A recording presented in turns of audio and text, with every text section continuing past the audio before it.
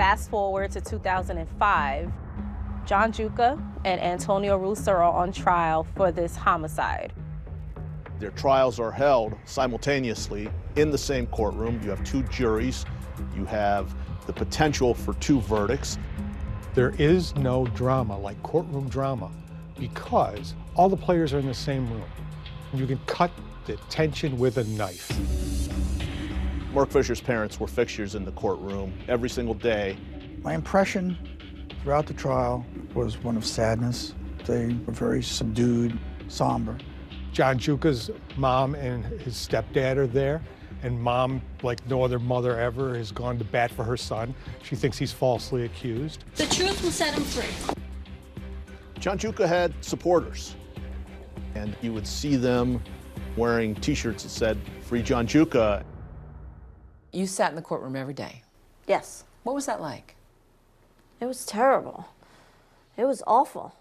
One lie after the other after the other.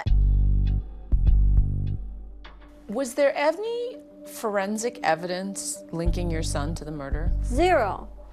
Zero. This case was on testimony only. He said, she said, testimony only. This case was built largely on circumstantial evidence and statements from witnesses who were at one point very shifty.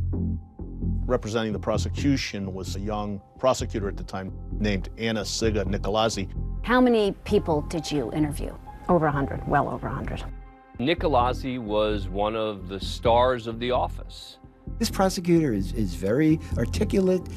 She's a very strong prosecutor. She makes a powerful impression on the jury. Some of the evidence presented to the jury involved phone records. We did probably over 150 subpoenas for phone records. And those records show that 3 minutes before the murder, Antonio Russo called John Giuca. The phone records show that before the murder, you talked to Antonio Russo twice. After the murder, you talked to him 26 times. Can you talk about why? I can't, but I can say this. At any time there's any major activity in anyone's life, there's gonna be more phone calls. That's just a fact. One of the things that made this case so powerful was that you had his longtime friend, one of his best friends, testifying against him. Al Cleary is a guy from Brooklyn, ends up being one of the last guys to leave the party. And he's a key figure in this case. Al Cleary got up on the witness stand and said that you had a .22 pistol, the same caliber as the murder weapon. Yes. Albert Cleary, who was the prime suspect at first, and he turned into the star witness. Albert Cleary was caught in numerous lies. He got changed his story, and the body was found 50 feet away from his house. And he also said that you gave Antonio Russo the gun and told him to show Mark what's up. That's so ridiculous. I don't even, that's not my vocabulary. That's just not true. Several months before the murder, Giuca was allegedly involved in a dispute and fired a gun off in the street. Even though he pled guilty to the gun charge, he claims it was just fireworks. Did you ever own a gun? No. Have you ever fired a gun? No. You've never shot a weapon? No. No? No. My mother used to snoop through all my stuff. I couldn't have anything in the house without her finding it. I'm serious. It's also interesting that in the early days of the investigation, Al Cleary took a lie detector test, took a polygraph, said he knew nothing about the murder, and passed with flying colors. So now that he's coming forward and saying, well, yeah, I did know something about the murder. I remember Cleary's testimony being incriminating. The question was whether it was all truthful. Laura Cassiano was John Giuca's longtime girlfriend. She testifies that John Giuca told her that Antonio Russo wanted to rob Mark Fisher and that Giuca gave him the gun to do it. That's the testimony that brought me to my knees. And that's always been difficult for me to talk about because I felt like she was like my daughter. When she did, nearly destroyed me. It crushes you. It rips your heart out. I watched Albert Cleary testify. Then I watched Lauren Cassiano say the complete opposite. Their testimony was contradicting each other. So, as a desperate measure, Anna Signicolazzi called John Avitto to the stand to say a complete different version than the other two. He was something of a surprise.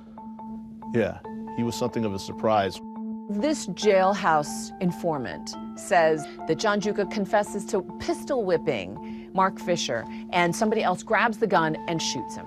So it puts John Giuca right on the scene of the crime.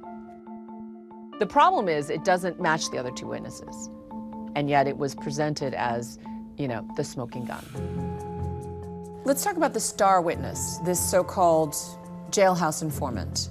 Do you remember meeting him here at Rikers? Yeah, I remember meeting him on Rikers, and I remember not really associating with him at all. And when he got up on the stand and said that you confessed to him, I was so totally shocked, but I thought that the jury would easily be able to see through it. They were hooking an important part of their case on the testimony of a surprise witness who had something of his own checkered past. He has a career criminal record. He has bipolar, schizophrenia. He has substance abuse problems. John Avitto has problems. And it was, as we were told, done out of the kindness of his heart. No deal, no rewards from the Brooklyn prosecutors. and was the testimony consistent? Absolutely contradictory. They killed Mark Fisher for $20 was one of them. They killed Mark Fisher because he sat on a table. And the other one was for the initiation into the so-called gang. Now we have three versions on what could possibly have happened that the jury has to decide. It's almost like a Chinese menu. You have to decide on which one to pick from. After the prosecution made its case, it was then the turn of the defense. But as it turned out, neither the defense for Mr. Giuca nor for Mr. Russo opted to call anyone to the stand. They rested their case. That was that. What was your reaction to the fact that the jury came back with a verdict in 2 hours? Something was wrong.